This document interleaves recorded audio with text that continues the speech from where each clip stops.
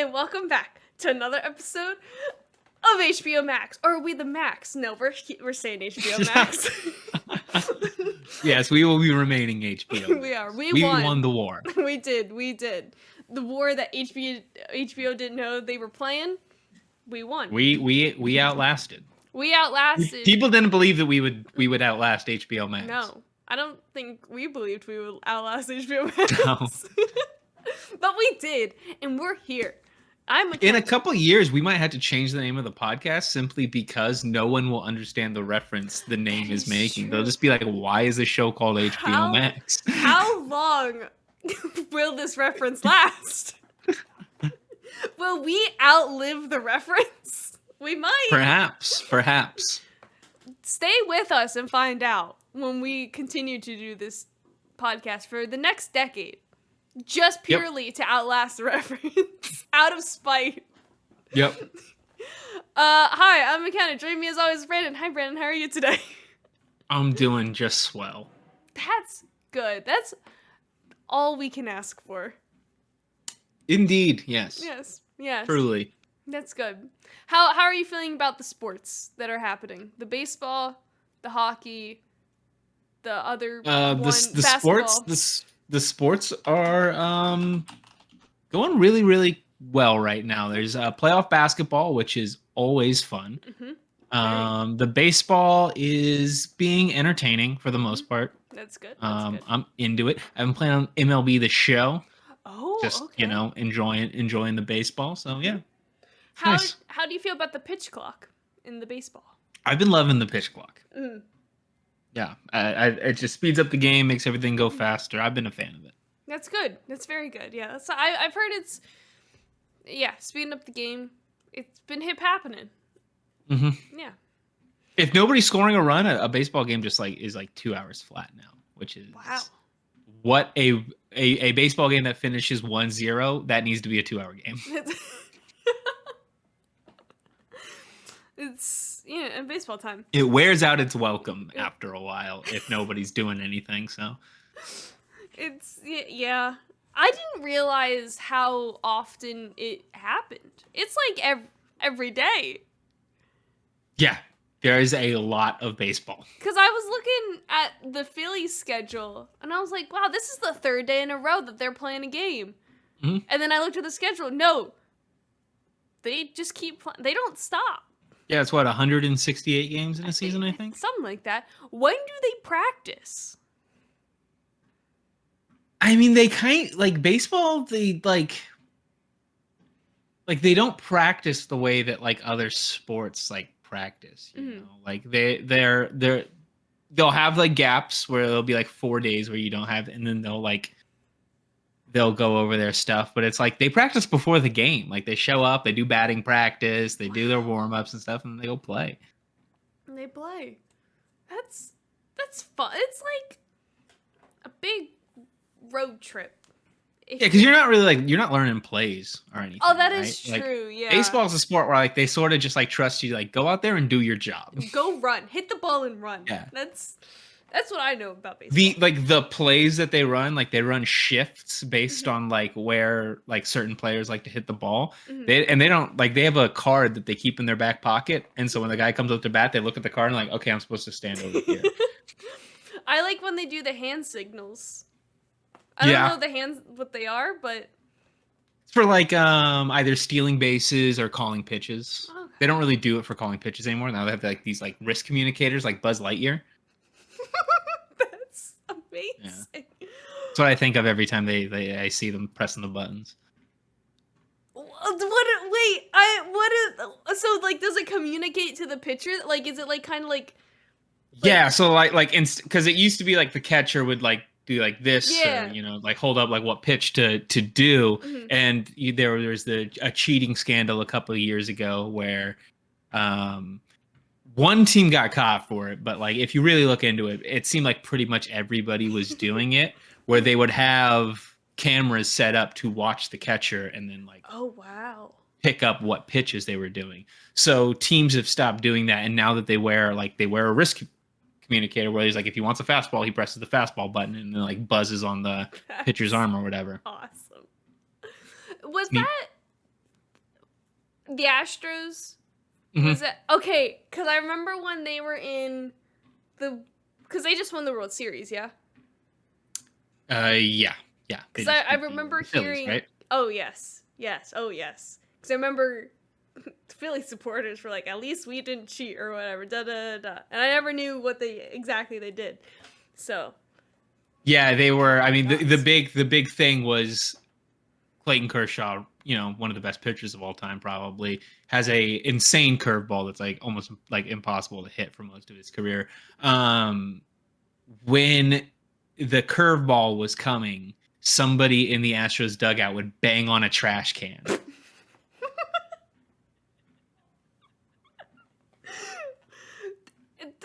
Was it a designated person or was it just whoever was over? I don't know if it was a designated person. It's the intern. But yeah, like if you really look into it, everybody was doing it. The Red Sox had gotten caught like previously a couple years ago with cheating with Apple Watches. Oh. Yeah. Interesting. Huh. They would get like I guess they would like send like a text or whatever when somebody was about to like throw a curveball or whatever, and so you get a buzz on your wrist. Huh. Yeah, so now you're not allowed to wear Apple Watches while you play baseball. I don't think I would honestly wear an Apple Watch while playing baseball. This is one of the things I like about baseball is like the dudes will just like they'll be out there wearing jewelry and stuff because it's I don't know, they're just very casual while they play. I would be so stressed out about something getting broken or something. I don't know. That scares me. You ever get hit with a baseball before? It hurts. It does, yeah. Took one right to the noggin. Not good. Oh, yeah, that's not good. I'm still here. I had to quit. No, I didn't. That was the reason I quit track. It happened at track though, because it was a softball. I lied to you. It was it wasn't a baseball. It was a softball. We had softball throw in middle school. I was not very good. Softballs still hurt. Softballs still hurt. Still mess you up. They're huge. My mom got hit by a foul ball at one of my dad's softball games and like broke her like nose or like orbital bone right here. Messed her up. Oh my god. My dad took one to the lip and he had to get stitches. Yeah, that'll hurt. He's got a little scar. Yeah, softballs mess you up. They'll take you right down. Mm-hmm. Absolutely. You know what will bring you right back up? What's that? Coen Brothers Month. We're into week 3 of Coen Brothers Month. We watched, I hope, Oh Brother, Where Art Thou? Yes, that is what we watched. For some reason, this month has been throwing me in for a loop about what. Yeah, it really has. You've never had I haven't an issue down. I've asked you multiple times, but still I can't remember. I don't know why. But I'm okay. There's only one movie left. So I hope I don't mess it up. Yep. I think you should be fine. I should be fine. Hopefully. We watched Oh Brother, Where Art Thou? Sorry, my camera went out of focus. Okay, we're fine. Great movie. Okay, let me give you some facts and figures. Okay. Give me the facts and figures. Let me give you the facts and figures. Movie released December 22nd, 2000. Christmas movie. Budget of $26 million. Made $72 million. It was nominated for 2 Oscars, Best Adapted Screenplay and Best Cinematography. It was one of the first movies to extensively use digital color corrector to make it more sepia. Yeah, I believe it's the first film that has entirely digitally color corrected. Yeah. They tried using a lot of like the more classic like color correction things like bleaching the film or trying out stuff, and they couldn't get the exact tones that they wanted because where they were filming was very, very green. Greener than and they didn't Ireland. they didn't want the green. They wanted everything to be kind of like yellow and really like bright blues and stuff. Yeah. And so Roger Deakins, being the best to ever do it, the GOAT, he was like really into like digital color correction before everybody else. Like he was really interested. He was like, hey, what if we just do it all digital? And it's awesome. The movie looks amazing. Oh, it looks beautiful. This is one where Roger Deakins, like, I mean, this is like he has like 10 films where this is the case, but he should have won Best Cinematography this year and he got snubbed. Because he's like, this is the movie I think where he makes the leap is like he's the best cinematographer of all time. I think the one that beat him was Crouching Tiger, Hidden Dragon. I think was what won. It's a pretty good movie. It won the soundtrack won 5 Grammys. Yeah, it did. This soundtrack was huge. Huge. It won Album of the Year. It was the only at the time it was the second soundtrack to do so. It won Compilation Soundtrack Album for Visual Media. Sorry, I have some arrows. It won Best Country Collaboration with Vocals. It won T-Bone Burnett. The GOAT. The GOAT won Producer of the Year, non-classical, and they won Best Male Country Vocal Performance. And it also won Album of the Year at the Country Music Awards, and it was number 1 on the Billboard Top 200. Billboard 200. Yeah, it like very briefly like had a like a resurgence of like bluegrass music in the US, and a bunch of bluegrass albums came out that did like really well after this. I didn't realize how. I mean, the people who sang the music, who like dubbed over the actors, they went on tour. Like they did 2 concert tours, and that that was like a whole documentary and everything, and like huge. Yeah, I mean, when you watch the movie, the soundtrack's like one of the things you like really take, because it's just it's great. It's so good. When it starts off with Big Rock Candy Mountain, yeah, it's so good. Man of Constant Sorrow is just like, what a banger. Banger. So good. Might add it. Is it? Wait, the soundtrack's on Spotify, I assume. Oh, I'm gonna check. Yeah. Because I'll probably most definitely maybe listen to that. Oh, brother. Oh, yeah, look at that. There it is. Okay, hold on. I'm adding it. Okay.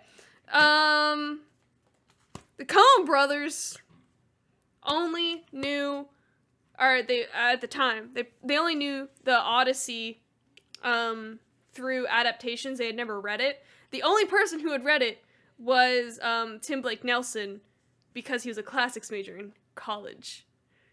He was the only one. Yeah. So that's interesting. I sort of believe it.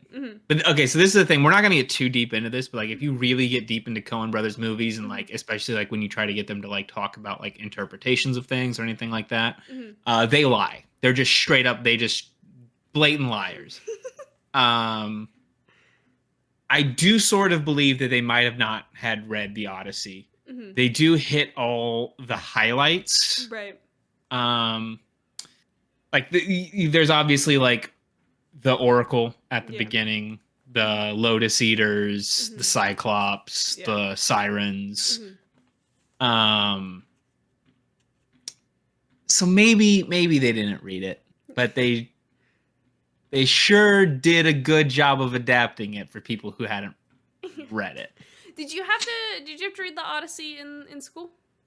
We didn't read like the Odyssey, but we did an adaptation of the Odyssey that was like dumbed down for kids. Yeah, we read the Iliad. We talked about the Odyssey, but I think we read more of the Iliad, and then we had to watch the. No, wait, what's the really long movie? Troy. And we had to watch that too. I don't think this is the same. Wait, is this the same time period as, like? What do you mean? Is that the Iliad? Wait, I don't remember. The Iliad and the Odyssey? Yeah. Like, are they like the same? Yeah. So, like Troy. Partway through the Iliad, near the end, Odysseus leaves. That's right. And okay. then the Iliad concludes, and then the Odyssey is about his journey back home. What's Troy? Troy was a city that they were. Yes. What about the movie? What was that? That was Achilles. That is based on the Iliad. Okay. But it's mostly like going through, looking at things through Achilles' point of view. I think mostly. I'm caught up. That was more just for me to know what I did my senior year of high school. I don't remember. It was Troy. I just remember it was really long and there were boobs. Yep. We had to skip past them. And my final fact and figure. Oh, they had a snake catcher on set, and it was just a man who walked around with a golf club and caught snakes. And put That's a them in good. bag. That's smart. That's smart. Because I mean, I read that and like thinking about the movie, like they're in the wood. There are a lot of snakes. They're down in the south. In the south, yeah. It's not good. A lot of snakes. I like that they hire a snake catcher, and it's a dude who shows up with a golf club. He's like, yeah, I just been catching snakes my whole life. This is what I do it with. I'm a snake catcher. What would you? Do you have a fear of snakes? Are you afraid of snakes? I'm not a fan. Not a fan. Would you be a snake catcher? No. Golf club and bag. Okay. No. That's fair. Not gonna mess with poisonous snakes. We get a lot of like rattlesnakes around here and stuff. No. We got. Now I don't think I've ever seen a snake outside of a zoo before. No, I don't think I have. But I know there's a bunch of copperheads in the mountains. They're poisonous. I know that. But I don't. Very. I don't know. I don't know many snakes in where I live, unless the When I was copperheads. very, very young, my dad had a boa constrictor. Whoa! Yeah. What And then my stepdad, my dad, his parents, well, I think his stepdad in particular, super, like he had a bunch of snakes and iguana, like all kinds of stuff. Ooh, that's cool. My dad, on the complete opposite side, made my mom kill a snake because he couldn't look at. He ran away screaming. You throw a shovel at him is what you do. Yeah, I think that's what my mom did. I don't know. It was before I was born. Legend says, so my mom did. I have no way. I believe it. Yeah, I believe it too. Yeah. Yeah. No, don't. There might be snakes at the nursery. I don't really know. There's woods. Probably. There's snakes everywhere. Snakes be everywhere. Garden snakes, snakes, just like. Yeah. Slytherin. They're not all bad. No, they're just big worms. Sure. Let's go with that. Yeah. That concludes my facts and figures for Oh Brother. I've got a fact and figure for you. Sorry. Go. Yeah. So I made a point to bring up T-Bone Burnett at the beginning. Yes. At the end of last episode, because, like I said, he's the GOAT. He's like one of the best. Like, if you're gonna have like record drops in your movie and stuff, and you want to like find really obscure music, he's the dude you go to. And the perfect example of that is this movie. At the very beginning, there's the shot of it's just like the chain gang, right? Yeah. That's how the movie opens.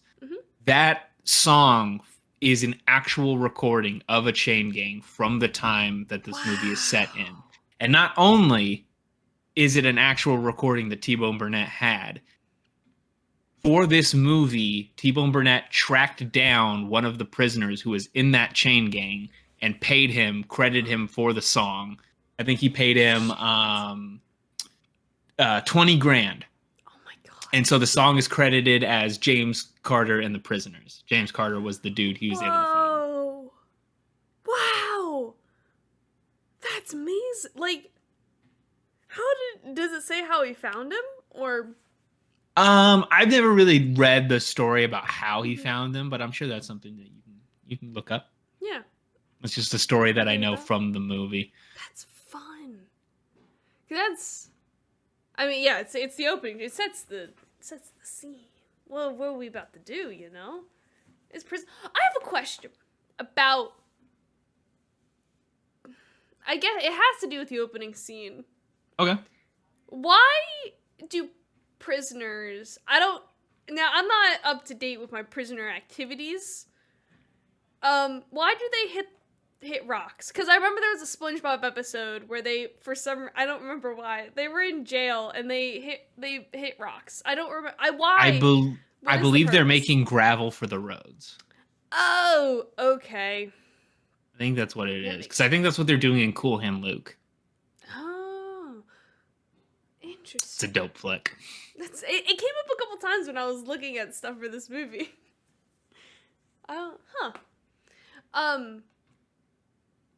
Never mind. That's a prison story. I'll tell my prison story. Not that I don't really have a prison story. This is not a story, but it's something that happened to me. It's not even, never mind. It's not important. So I literally just drove past a prison. That's really all that happened. And there were people out. Apparently, wait, no, I lied to you. I will tell you a prison story. It didn't happen to me. It happened to my uncle. So my uncle and my dad, but it was just my uncle at the time, played softball. And they would play against the prisoners. Okay. And like, so he got to go into, they were always the whole home team. So my uncle got to go and he was in the prison. And that's my story. Okay. Very cool. Yeah, they were, I don't remember the latter half of that story. I know my dad told me about it, but I don't remember the latter half. Anyway, so oh my god. Okay. Let me tell you something that I found out while I was looking up this movie and going down Wikipedia rabbit holes. Okay. Do you remember during the Mad Max Fury Road episode when I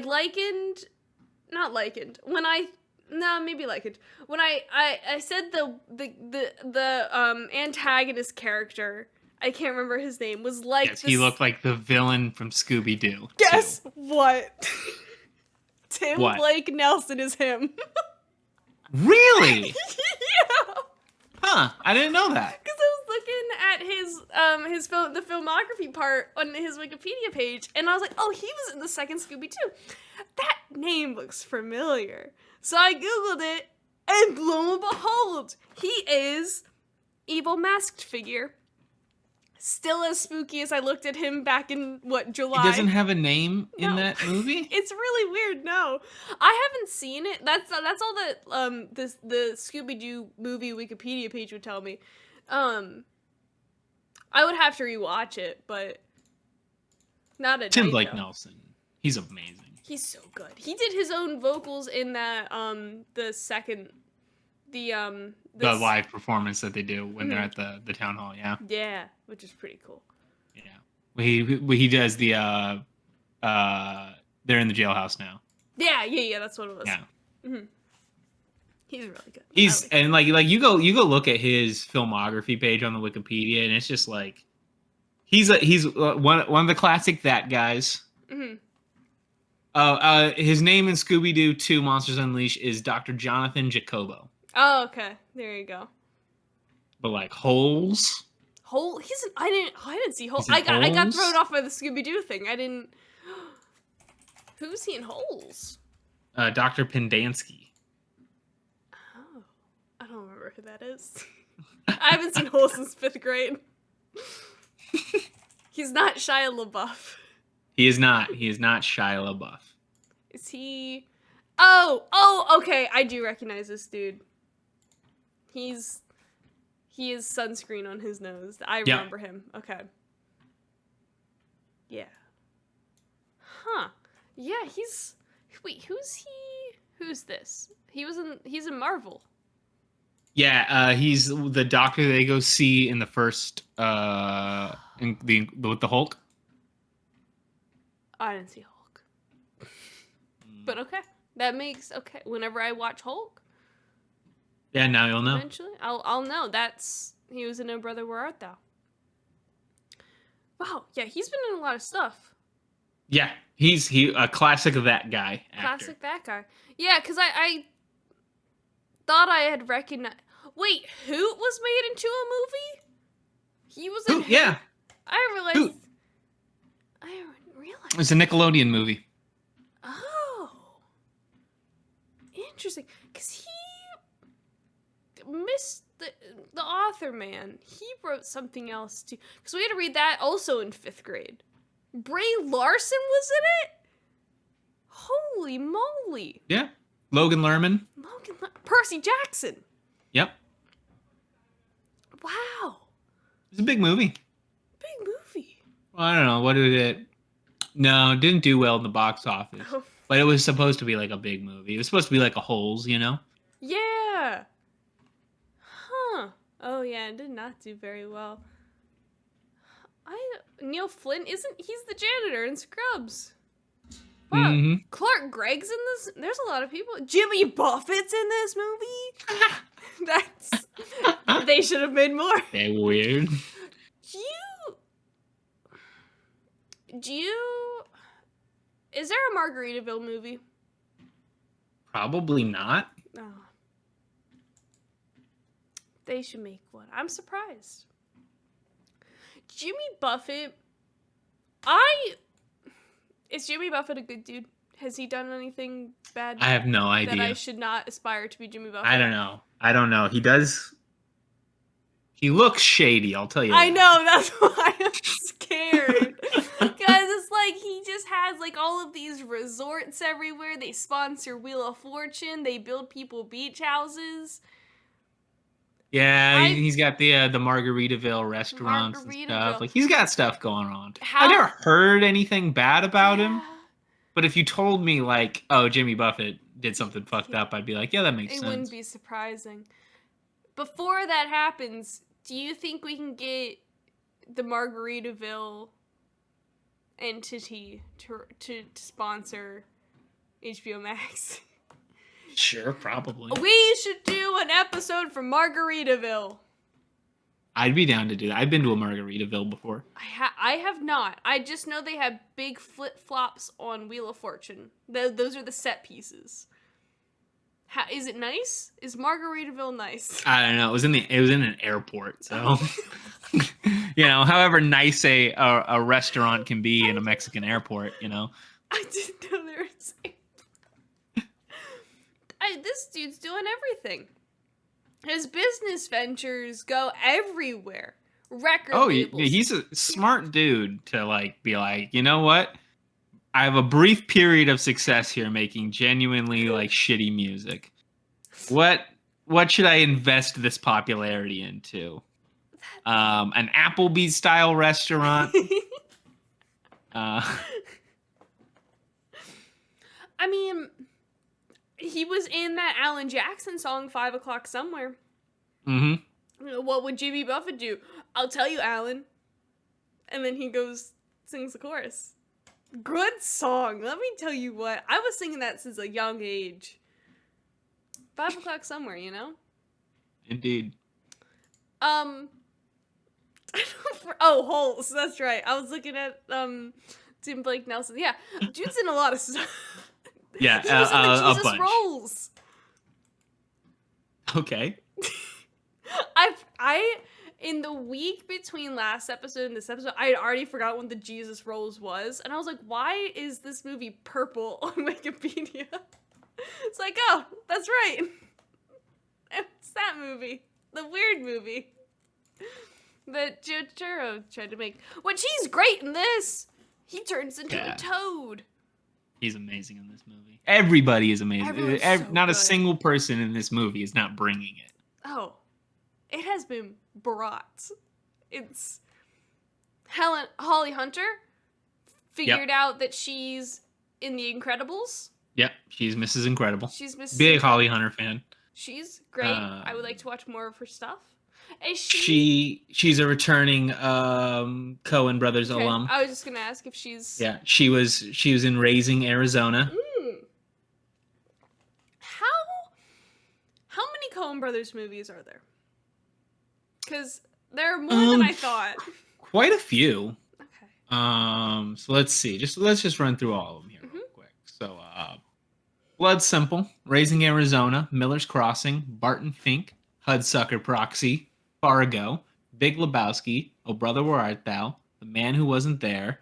So Intolerable Cruelty, I believe they wrote but didn't direct.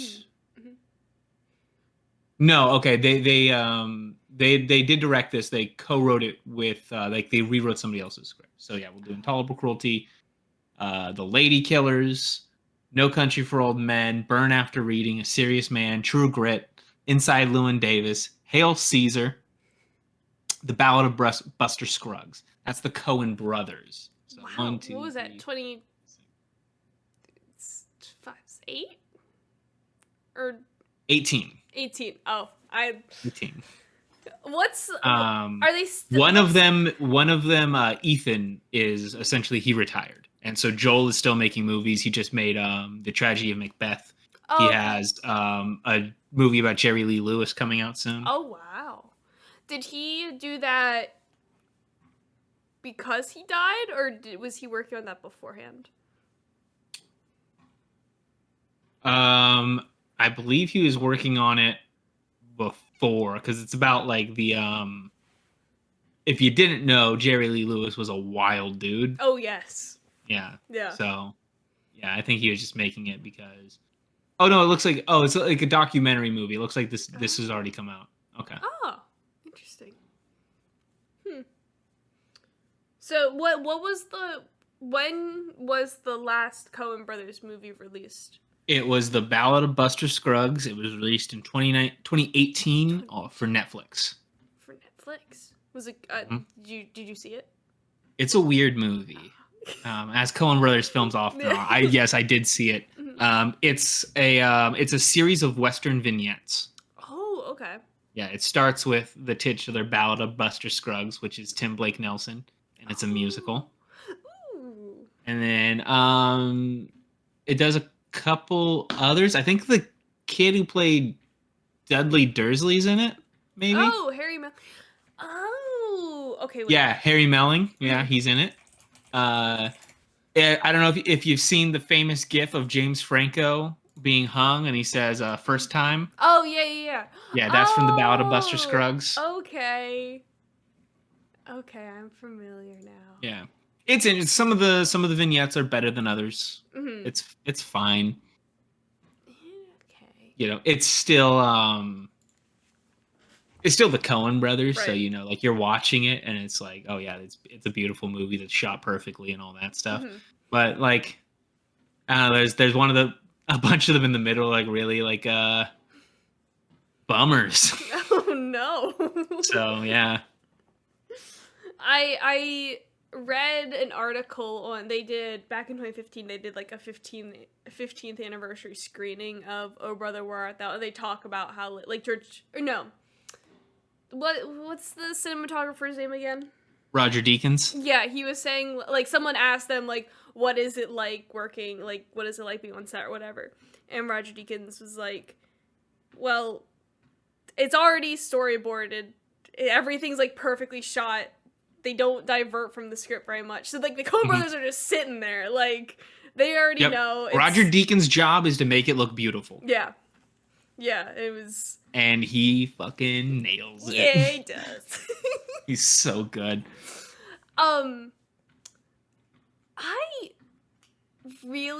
didn't realize how much I enjoyed like the period, like 1930s movies, because I really enjoyed this, and I really like another movie during the Great Depression, which is, saying that out loud, I don't know if I should say that out loud, but we had to watch a bunch in school, Places in the Heart, and I don't know, it's just something about like that being like less than 100 years ago that like really messes with my mind.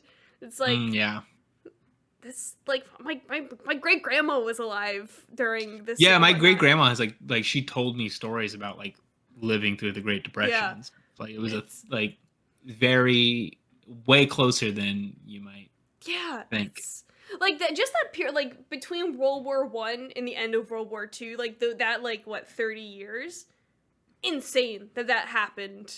Yeah, we're just now getting to the 100 years mark of that portion of history that like took up half a year in school. Like that's weird. Yeah, I don't know. I thoroughly enjoyed this and the happenings of this is one of my favorite Coen Brothers movies. Yeah, it's probably the one that I've watched the most. And like the setting is really kind of neat. Like it really, you know, it feels like a comedy version of that time.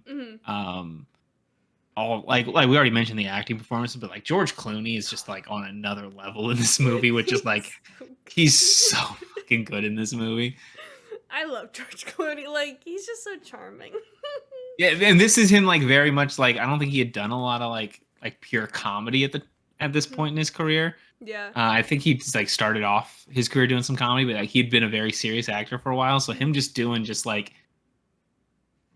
over the top, like physical comedy, like when he's in, like him and the other guy fight, and he just gets like punched in the face 3 times in a row, like his eyes just get like super, like he's amazing. I like how he's so concerned about his hair and everything. Gotta get hairnet. Hair. Every time that he wakes up. It's so good.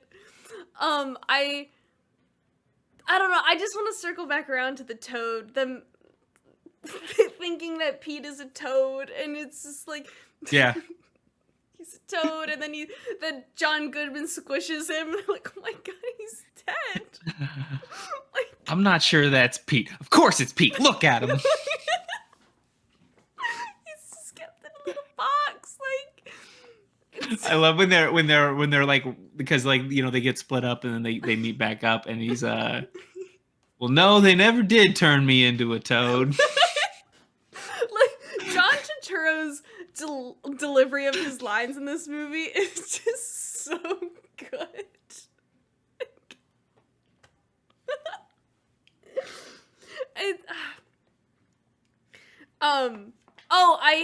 I did write down a specific quote.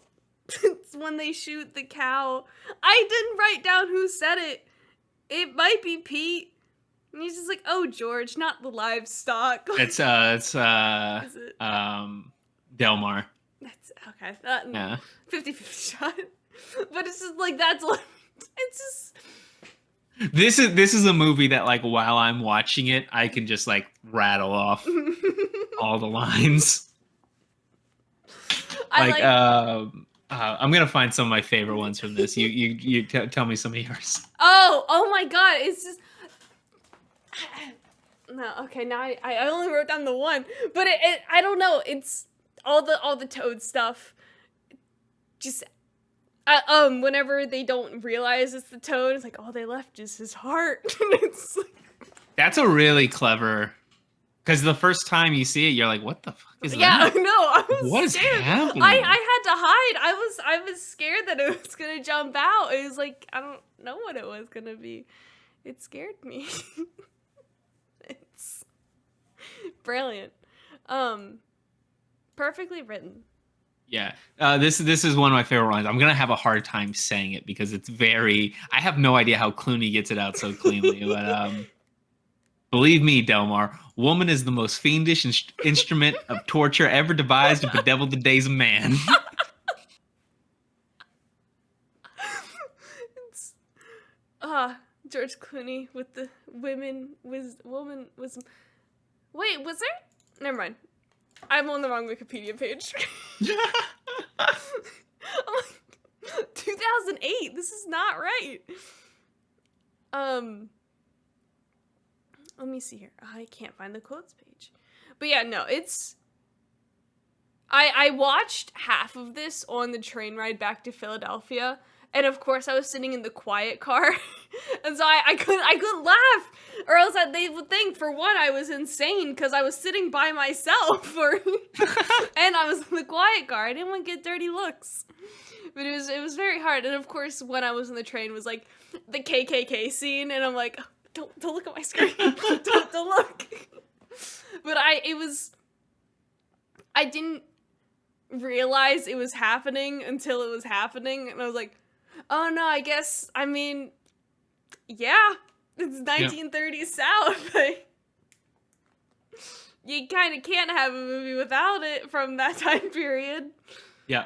I do like that we get to circle back around to Tommy. Yeah, it's the movie like adds in some things that are all just like, oh yeah, these are just like little random adventures they go on, but at the end, yeah, it all comes back together. Like a circle. It's like I had forgotten about the whole the sheriff dude. The actor plays Spangler, Malcolm in the Middle. At the cat, like I had completely forgotten about him and like the whole like, oh yeah, they're prisoners, by the way. And it's like, yeah, oh my god, they're gonna die. Like, this is it. Yeah. And then there's Big Lake. Yep. Big ol' lake. Do you have any other lines that you thoroughly enjoy? There's a bunch. One of my favorites is the when she says the best thing you ever did for this girl was get hit by that train. But then that leads into Everett saying he has the conversation with Waldrop right after that. He's you lying unconstant succubus. Whoa, you can't swear at my fiance. Oh yeah, well you can't marry my wife. Just the entire scene of them in the Woolsworth. In the Woolsworths. Well, yeah, and then that leads to when they're recounting their adventures, and then we got kicked out of a Woolsworth. Well, what do you think, Everett? Was it all the Woolsworths or just the one branch? They're so intelligent, but not like that. It's like the elevated, like the diction and like the phrasing is all like very over the top, but what they're saying is quite stupid.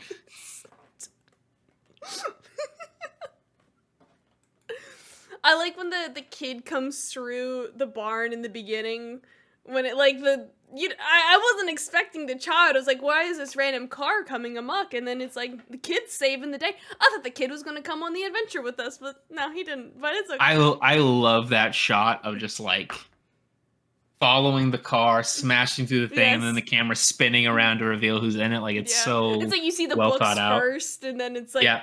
Because they didn't. Isn't there a shot before? Oh, you see the kid sitting on the books at the dinner table. Yeah. It was like, oh, I know. I believe that's true. You're right. Yeah. And he has like the block on his foot so he can reach the pedals. That's. I believe that car is one of the cars in Cars. Yeah. I think you're right about that. They own the little like keepsake store or whatnot, merch gift shop. That's what they're called. The introduction of Everett McGill is great when they're hopping on the train and he sees all the hobos in there and he's say any of you boys smithies, or if not smithies per se, were you otherwise trained in the metallurgic arts before strange circumstances forced you into a life of aimless wandering? I knew it wasn't gonna go well whenever I noticed they're all chained together. And one by one, they fall out. The shot of him delivering that line, and you just see like Tim Blake Nelson running up, hopping in the cart, and then you see John Turturro running up, and then just like his like fall, and just it's so good. And then they keep spelling out RUNNOFT. RUNNOFT. Yeah, that's what I was about to bring up. You know, this is probably the best example of a movie if you want to talk about the repeated dialogue of the Coen brothers with, you know, or like the he's a suitor, he's bona fide. that gets used a lot. Like there's something about like the way that they just like the sing-song nature of how they write dialogue of just like having the repetitive phrases that keep popping up. It's just like it like massages my brain. I was just gonna say it tickles the right parts. Like it just everything fits together like a big puzzle. Like you aren't missing any pieces. You aren't. I don't know. It fits so nicely. Like wrapped up in a little bow. Yeah, it's so good. It's so good. I don't remember. No, I'm mixing my Great Depression movies up. Never mind. There's no tornado in this movie. That was another movie. It's The Wizard of Oz. I will say there was no tornadoes in this movie. It ain't 1930s without a big old tornado. But I guess, if this is Mississippi, I don't think it's in Tornado Alley, so maybe I'm mixing up where my natural disasters go, you know? It happens. I have what might be the best run of dialogue Mhm. in the film, which is well, now Mama's got a new beau. He's a suitor. Yeah, I heard about that. Mama says he's bona fide. He give her a ring? Yes, sir, a big un. Got a gem. Mama checked it. It's bona fide. He's a suitor. What's his name? Vernon T. Waldrop. Uncle Vernon. Till tomorrow, then he's gonna be daddy. I'm the only daddy you got. I'm the damn paterfamilias. But you ain't bona fide. those three little girls are so adorable. Like they play off of George Clooney so well in that They bit. do. Like, I mean, all what 6 of his daughters are so cute, but it's like those 3 in particular. They sing in the little song. It's so cute. They're adorable. A cute little family. I'm glad they're all happy again together. Oh, how long was George Clooney like hit by the train? Like, when was like? Because I mean that's there's a baby. Yeah, so like year tops. Yeah, it's not as long as I think it is. Yeah, no. It's It also, like, I would take it to assume, being the kind of person Everett is portrayed to be, not the first time he's been to jail. yeah. That sounds about right. I like when they talk about after Pete rejoins them and he's like, I'm not getting out to 1987. I'll be 84. And it's just like, I'll only be 82. Like, it's Delmar is so good. And it just, all 3 of them just, they mesh so well. It's a perfectly written dramaturgical triad. Whoa. Big words. Big words. Related to one that is the actual phrase of what it's known as when you have those like pairings, like the Three Stooges or whatever. Right. You know, like they sort of like fall into like the clean one and the messy one, right? Like those are like established dramaturgical dyads or triads. Mm-hmm. That phrase is stuck in my brain forever because it's one of my favorite Simpsons jokes where they're are you familiar with Itchy and Scratchy? Yes. Mm-hmm. Okay, so there's an episode where the network executives want to add a character to Itchy and Scratchy, and they go to the writers' room, and like the writers are like just like take what they do way too seriously. And he's like they're talking about adding the new character. He's like, look, I don't want to sound too condescending or anything, but Itchy and Scratchy form a dramaturgical dyad. It's forever cemented now. There you go. I love when stuff like that. It's just like can never forget it now. Like it's stuck. We form a dramaturgical dyad. What does that first word mean? Dramaturgical. Like relating to like drama, like drama in like a story sense, you know? That makes sense. We are a drama. Yeah. Should we start marketing ourselves as that? Yeah, we're like the premier dramaturgical dyad in podcasting. Yes, I agree. Premier. Never mind. That's a spelling question. Forget it. I don't do spelling. Okay, no, I'll ask you anyway. You might know the answer to this. Why is premiere sometimes spelled with an E at the end and sometimes not? Or is that like a British English thing?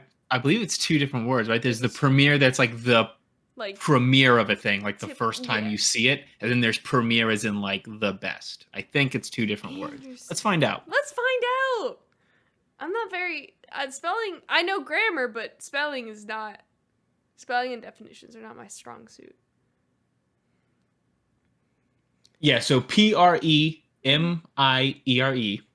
premiere, is the first performance of a musical or theatrical work. Mm-hmm. The first showing. Right. And then premiere, like Premier League, is... Oh, no, this might be... Yeah, it might be a Brit thing. Ah. Interesting. Yeah. It's Let's see. Ooh, there's a Google little drop down. What's the difference between premiere and premiere? Ooh, I love those. Oh, okay. So the difference is that typically premiere ending in an R is an adjective and premiere ending in an E is a noun. So they are different words. Okay. But not exactly with different meanings. Got it. So it's premiere performance versus the premiere. The premiere. Wow, look at that. And that's your grammar lesson for the episode, folks. Yep. Glad we figured that out. Yeah, I'm glad too. That's been on my mind for years. For the content. Yeah, just in time. Do you have any final thoughts on this movie? On Oh Brother, Where Art Thou? Not O-H. Letter O. No. Oh. Oh. Not O. Perfect film. Couldn't add or subtract anything from it. It's perfect. The writing's perfect. The shots are perfect. Performances are perfect. Fantastic film. So good. Okay. I've seen this movie hundreds of times. This is gonna go on the list. It gets better every time you watch it. Oh, that's good. I've been finding that to be true. Not that, okay, the only Coen Brothers film that I've seen multiple times is Fargo, but like I remember you saying that about last week during The Big Lebowski. Is that true for most of the Coen Brothers movies, that they just continuously keep getting better? I feel like every time I watch it, I pick up something new, or it's something like this or Intolerable Cruelty, where it's the comedies, where like I just like watching the movie. It's normally when you watch a movie and you know all the jokes. Yeah. It's like it gets worse, right? Because you're not laughing the same way that you laughed the first time you watch it. It's just like, you know the punchlines and all that. Right. Coen Brothers comedies don't really have punchlines. They're just really funny in and of themselves. So when you watch it, and like because they do the repetitive dialogue, all that stuff, when you watch it again and you know it, it's just like it's like singing like the backup parts of a song. Oh yeah. I like it's that. just like it's so much fun to watch it and just like he's a suitor. I'm a Dapper Dan man. I found this when I rewatched Fargo. It's just like now that I know what's happening, I can put my brain can focus on other like little details. Yeah. Which is nice. They fill the movie with weird ass details. Yeah, which is I don't... Be it like the outfits the characters are wearing will be like kind of wacky and weird, and you don't pick it up the first time. They have some extremely intricate shots in their movies that like if you're paying attention to the plot instead of watching the camera, like you might not notice. Like some of the movies will just have like a ridiculous tracking shot that's famously in Raising Arizona, there is a POV tracking shot that goes up a ladder. Ooh. And like they had to come up with some like, crazy tech to figure out how to do it and stuff. Like they're just immaculate filmmakers. Coen Brothers, come on the show. Oh, I would love to talk to Joel and Ethan Coen. They seem like good guys. They do. I agree. Seem like fun dudes. Yeah. I'm trying to think, was there any shots in this movie that are like kind of complicated? I read that the shot of the train is pretty impressive when George Clooney's in the train. We talked about that one. They talk about how with the grip during the end with all the water, the grip was so heavy they had to do like special things, and like they had like a railroad track and everything. It was like a very intricate setup. I feel like water shots in general are pretty hard. Yeah, hard to work with water and cameras. Yeah. They typically don't like each other very much. No, yeah, I've discovered that they don't mesh very well. Oh, you know what? One actor we didn't talk about who just needs a shout out is Stephen Root. Yeah. Stephen Root. So good. I love Stephen Root. He's so good. He's always just, and in this movie playing the blind record producer guy, just, oh yes, we gotta beat that competition. The whole like, I don't even like, I guess, subplot of them just, like, randomly blowing up in the background. They have no idea in terms of their music. Wild. That's fantastic. Like, so okay, this is one I'll point out as just like not necessarily like a cinematography camera work thing, but as just like an efficiency of storytelling. The way the Coen brothers are perfect at making movies is that montage is so to the point of like catching you up on multiple plot points as you're following just this really entertaining they are the best at this. it's so Like good. to just nail like here's a full plot recap, we're advancing the plot in a montage, and it's awesome. And like nobody's saying anything, you just see this newspaper burning up, tells you everything you need to know. Everything. All of the things. Bam! Love a montage. Oh yeah. Um Did you notice the Big Lebowski was back in this movie? Pappy O'Daniel's the same actor as the Big Lebowski. Okay, that's what I thought. I was trying to okay. One of the alumni, one of the regular, returning cast with Stephen Root and John Turturro, and this will be Clooney's first appearance in a Coen Brothers movie, but it won't be his last. Oh, I like that. I like that. Like they keep the. Yeah, I love it when a director has like these are the people that I work. Mm-hmm. Like what's his name? The House on Haunted, not Haunted Hill, the Haunting a Hill House guy. Forget his name, but Michael Flanagan. Yeah, Mike Flanagan. He works with like Rahul and all them. Yeah, like always with the same actors. I like that. I do too. It shows the range that an actor can do. You let is John Turturro gonna be like Miller's Crossing, where it's an extremely serious film, or is it gonna be like this, where he's fucking hilarious? Or the last one, where he was fucking hilarious, doing a completely different character. Yeah, it amazing. Like that being the most recent thing that I saw him in, going from like Big Lebowski to this, I was like, oh, it's the same guy, but it's not. Or even if you just compare like Clooney to another movie we've done, Ocean's 11, where it's the same type of character. It's a scheming, he's the intelligence guy, he's the dude planning things out, he's the face who's doing all the talking, but he's playing the character so completely different. Whereas like Danny Ocean is that guy who like can't fail, his plans are flawless and he's amazing at everything, and Everett is that, but like his plans suck and they fall apart constantly. That's right, because this is only like a year apart, right? Because Ocean's 11's 01.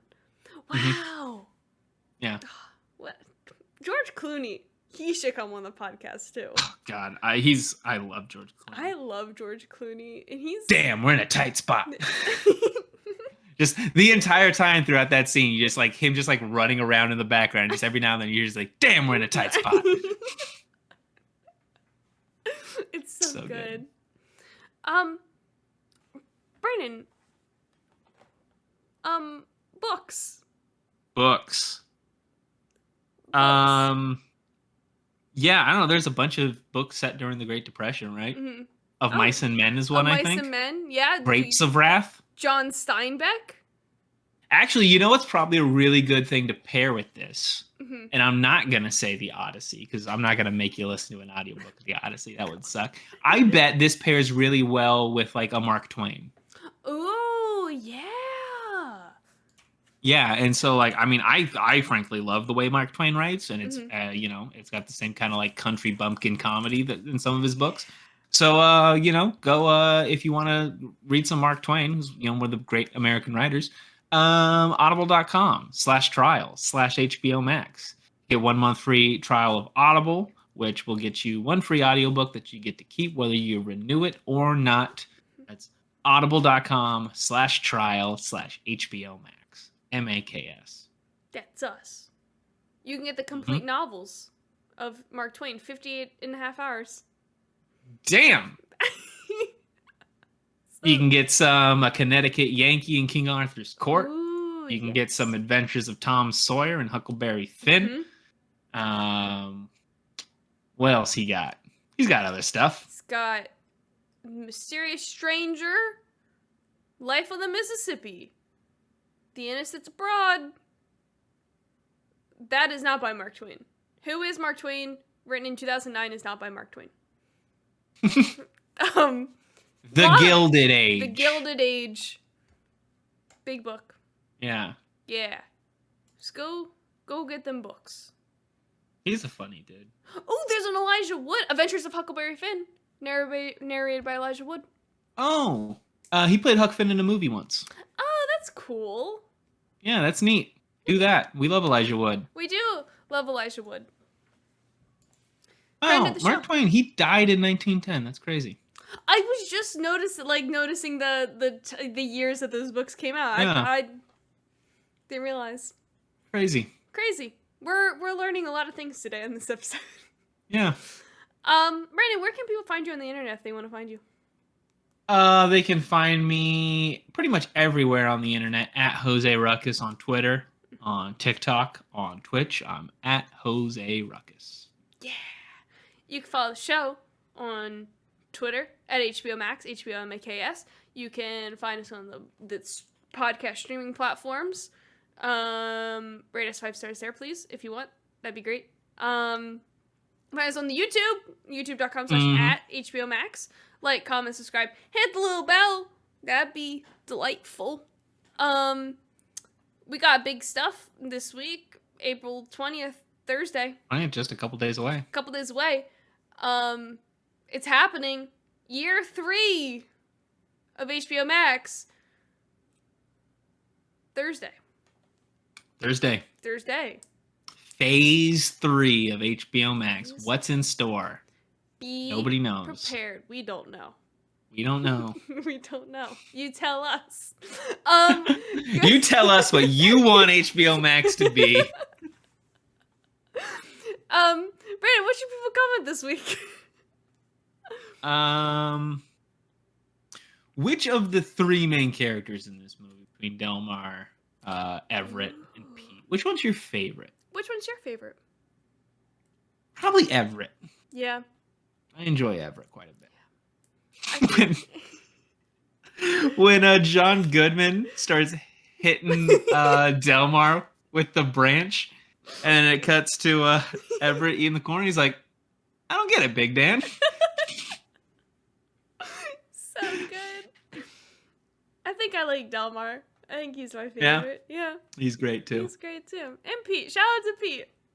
Pete's someone's favorite. Oh yeah. All 3 are great. So yeah, let us know. And with that, I don't have an ending. I don't have a concluding. Thanks. He's a suitor.